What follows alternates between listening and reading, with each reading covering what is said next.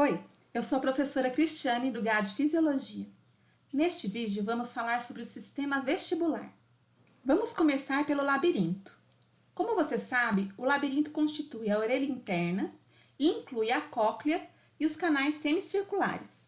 A cóclea é uma estrutura que faz parte do sistema auditório, então não será discutida neste vídeo.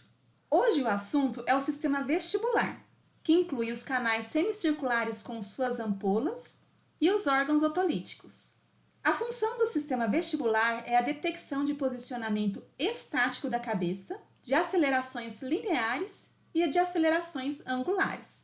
Células ciliadas de mesma origem que as encontradas na cóclea são vistas aqui. Elas também ficam imersas em endolinfa e fazem transdução de sinal exatamente da mesma forma.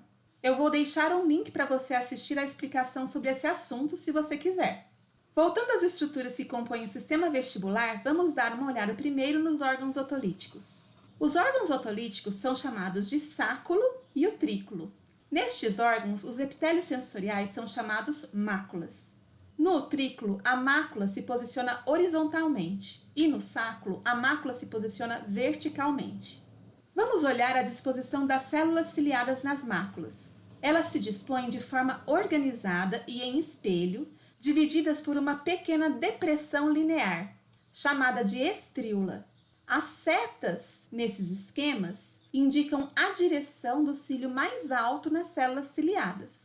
Desse jeito, então, de um lado e de outro da estríola, as células se posicionam em espelho e as setas indicam a direção dos cílios mais altos. Sobre os cílios, nós encontramos a membrana otolítica, que é uma camada gelatinosa coberta por cristais de carbonato de cálcio, chamados otólitos ou otocônias. Os otólitos pesam sobre a membrana otolítica, e isso é crítico para que entendamos como a mecânica de transdução funciona aqui. Um indivíduo parado, na posição ereta, teria os cílios das células ciliadas da mácula do utrículo dispostos verticalmente e em repouso.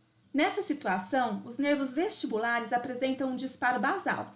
Se há um reposicionamento da cabeça de forma que os cílios se inclinem em direção ao cílio mais alto, o nível de disparo aumenta. Note que o que causa a inclinação dos cílios é a força gravitacional agindo sobre as otocônias, que pesam sobre a membrana otolítica. E também lembre-se de que na mácula temos diversas posições das células ciliadas. Nesse esquema, eu represento uma célula ciliada vista de cima. Aqui fica o cílio mais alto. Então, apenas aquelas cuja posição favorece a inclinação dos cílios em direção ao cílio mais alto vão despolarizar e ativar, por consequência, os neurônios sensitivos.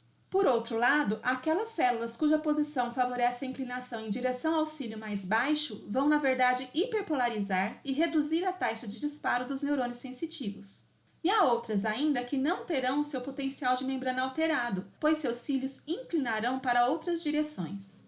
Então, os órgãos otolíticos são responsáveis pela detecção do posicionamento estático da cabeça. Mas sáculo e utrículo também transduzem acelerações lineares, e isso tem como base a inércia. A inércia, você já sabe, é a tendência de um corpo qualquer manter seu estado, esteja ele em movimento ou parado. Ou seja, se estiver em movimento, tende a manter-se em movimento, até que os atritos façam ele parar. Se estiver parado, tende a ficar parado, até que forças o façam se mover. Como quando o ônibus acelera e você tende o corpo para trás, porque continuaria parado por inércia. Ou quando ele freia e você tende o corpo para frente, porque continuaria se movendo por inércia. Nossos otólitos têm massa, então estão sujeitos à inércia. Vamos supor que você está sentado no ônibus parado. Seus órgãos otolíticos estão na forma como mencionamos anteriormente, informando o posicionamento estático da cabeça. Agora, o ônibus começa a andar e você naturalmente é levado com ele. O que acontece com os órgãos otolíticos? Por inércia, a tendência dos otólitos é ficarem parados, mas a força exercida sobre eles faz com que eles passem a se movimentar após uma pequena resistência. Isso provoca o deslocamento momentâneo dos cílios, que é detectado pelo sistema nervoso. Por outro lado, na desaceleração ocorreria exatamente o oposto. O movimento para, os otólitos tendem a continuar a se mover até que param também. Essas alterações breves de inclinação ciliar nos indicam sobre acelerações e desacelerações. É por isso também que você se adapta ao movimento e não sente ele acontecer todo o tempo, apenas quando há aceleração ou desaceleração. Isso se aplica a um elevador subindo ou descendo, um carro, um avião ou até mesmo ao planeta Terra. Agora que já vimos os órgãos otolíticos, vamos dar uma olhada nos canais semicirculares com suas ampolas. Em cada labirinto nós temos 3 canais semicirculares. Nas ampolas encontramos as cristas, que formam os epitélios com as células ciliadas. Os cílios também estão imersos em estrutura gelatinosa chamada de cúpula. Os canais semicirculares de suas ampolas estão contínuos e estão preenchidos por endolinfa. Aqui a inércia também é importante. Se nós giramos o canal, a endolinfa dentro dele tende a ficar parada e acaba empurrando a cúpula e distorcendo os cílios para o lado oposto. Note que quando a estrutura óssea gira para um lado, a cúpula é empurrada para o outro, devido à inércia do líquido que preenche esse compartimento. Agora, se o giro for mantido, o líquido começa a girar junto com o canal. E quando se para, a endolinfa tende a continuar o movimento até que os atritos da parede do canal façam com que ela também pare. Enquanto a endolinfa mantém o movimento, a sensação que se tem é de que se está em rotação. É claro que se esse canal estivesse se movendo fora do seu eixo, ele não sinalizaria. Por isso temos 3 canais semicirculares para suprir a detecção de rotação em todas as direções, já que cada canal só funciona no seu próprio plano. Eles estão dispostos em 3 planos, de um lado e de outro da cabeça. Um lado é espelho do outro. Então nós temos um par de canais horizontais, 2 canais anteriores e 2 canais posteriores. O canal anterior de um lado está no mesmo plano que o canal posterior do lado oposto. A sinalização vinda de cada par é complementar e oposta. Então, por exemplo, se você gira a cabeça para o lado direito, o canal semicircular direito vai aumentar seu nível de disparo, enquanto o canal semicircular esquerdo vai reduzir seu nível de disparo. Uma vez ativadas, as fibras neuronais provindas do gânglio de Scarpa levam a informação para os núcleos vestibulares, que são a primeira estação de tratamento de informação no sistema nervoso central. Os núcleos vestibulares fazem a distribuição da informação vestibular. Ela pode ser direcionada para o cerebelo, para o controle do movimento e do equilíbrio, e também para o complexo talâmico ventral posterior, que dali repassa a informação para o córtex vestibular, que fica no lobo parietal. Essa área do encéfalo está relacionada com percepção do espaço e da relação do indivíduo com esse espaço. Veremos isso em maiores detalhes em outra aula. Reflexos vestibulares nos possibilitam proteger a cabeça em eventos de queda. Por exemplo, os reflexos vestíbulos cervicais e vestíbulo-espinhais são acionados quando tropeçamos. Eles promovem a dorsiflexão do pescoço e a extensão dos braços, de forma que você protege sua face em caso de queda. Para encerrar, vamos voltar a falar sobre o controle do movimento dos olhos. O reflexo vestibulo-ocular inclui estruturas em 3 níveis do tronco encefálico: mesencéfalo, ponte e bulbo. A estrutura sensitiva que inicia esse reflexo é a ampola do canal semicircular horizontal, e o movimento gerado é em direção oposta ao giro da cabeça.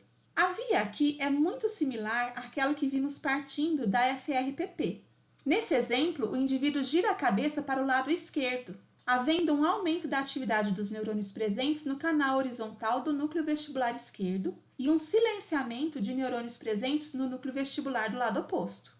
Também repare que quando eu giro a cabeça para o lado direito ou para o lado esquerdo, meus olhos têm que girar para o lado oposto, para que a imagem que está no meu campo visual continue no mesmo lugar. Nesse esquema, então, nós temos representados os olhos com seus músculos extrínsecos e o indivíduo olhando para o lado esquerdo, como a gente já iniciou falando. Quando o núcleo vestibular dispara, 2 vias são acionadas. Vamos olhar primeiro essa via representada em vermelho. O neurônio do núcleo vestibular ativa neurônios do núcleo abducente do lado oposto. O músculo reto lateral, então, é acionado. O núcleo abducente, por sua vez, inerva o óculo motor do outro lado, do mesmo lado, que o gânglio de Scarpa. E dali parte a estimulação para o reto medial. Então, quando a pessoa gira a cabeça para o lado esquerdo, os olhos vão girar para o lado direito, devido ao acionamento do reto lateral do olho direito e do reto medial do olho esquerdo. Agora vamos olhar a outra via, representada aqui em preto.